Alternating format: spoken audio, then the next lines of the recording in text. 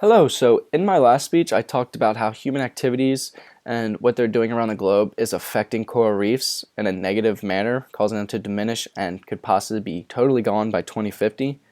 And in this speech I wanted to sort of broaden that idea and make it so I explain how humans are impacting every single ecosystem around the globe because of their activities.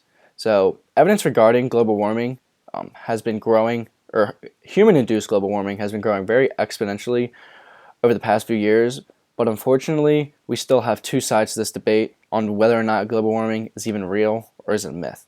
And this is a dangerous thing because the evidence supports that it is happening. And if we don't believe that it's real, we're not going to be able to propose solutions to fix what's going on. And this can have a lasting effect on our future, and not only on the species on our planet, but also humans, because many humans depend upon these species for a livelihood, for food, a lot of things. So human activities and human-induced global warming is the main contributing factor to the Holocene extinction, which is the next mass extinction that scientists are predicting, where many species will go extinct because of human activities. And this is because species will be unable to adapt quick enough to the changing environment around them due to what we are doing. And this is very important, like I said before, because many people require or live off the species around them for a livelihood, for economic reasons, or just for food. And we must take action now, or we will forever alter the future and the health of the Earth and its species, including us, like I said. So today I'm going to be sharing some points on how human actions are altering the ecosystem in a very negative way, particularly with the increasing in global temperatures. This includes burning fossil fuels for energy, such as electricity and stuff like that, deforestation, cutting down trees and forests to make room for agriculture, or cutting them down for resources such as lumber, and the effects that they have. So the first point I want to make is about burning fossil fuels. So burning fossil fuels creates this greenhouse effect, which most people have heard of, but I'll explain it. And this increases the global temperature at an alarming rate. So the way that the greenhouse effects work is that we burn fossil fuels, which releases CO2 into the atmosphere. And in doing so, the CO2 gets trapped in our atmosphere. It kind of just sticks around for a very long time. And when the sun brings heat to the Earth and radiation and the heat waves, it's supposed to bounce off the Earth's crust back into space, at least some of it. And with the CO2 in the atmosphere, it kind of creates a blockade so that the heat cannot get back released into space, which is increasing the temperatures. And it happens at an alarming rate, so species aren't able to adapt to that changing temperature. And most scientists actually do agree that the Earth's mean temperature has risen at least 0.6 degrees Celsius over 120 years. Now I know this doesn't seem like a lot, but like I talked about in my last speech, species are very, very, very sensitive to temperature changes. They require a certain range to be successful and be able to live where they're inhabiting. I also know that 120 years sounds like a big span for this, maybe little increase in temperature, but you got to think about on the Earth's time scale. The Earth is very, very old, and 120 years for the Earth is really nothing. And it takes species thousands of years to adapt to the changing environment around them. Another thing that warming temperatures around the globe really has an effect on is the ice caps. So when the ice caps melt, many species live on these, obviously, like polar bears, penguins, animals we all love and adore.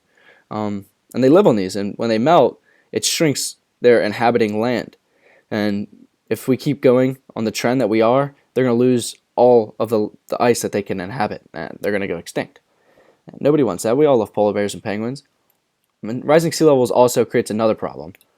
With the melting of the ice also causes another problem, which is rising sea levels. And rising sea levels can really destroy our coastal environments because they're not going to be able to adapt to the rising water, and it's going to totally sink where they're living. Things that live on beaches and stuff. And some data that I have is that there's a 42% loss in the northern hemisphere of ice and a 17% loss in the southern hemisphere. And that's not good. That's a lot of ice. So there is more human activity that amplifies the greenhouse effect, and there are consequences related to this. And this is deforestation, like I talked about earlier. So Forests actually act as carbon sinks, which means that they absorb carbon from the atmosphere and convert it back into oxygen. And humans are actually removing these forests, and it removes the barrier of protection against the greenhouse effect. Forests also house a large amount of species. So when we're cutting down forests, we're taking away their home, and we're removing this carbon sink that I was just talking about. According to the World Wildlife Organization, forests house close to 80% of the Earth's terrestrial biodiversity.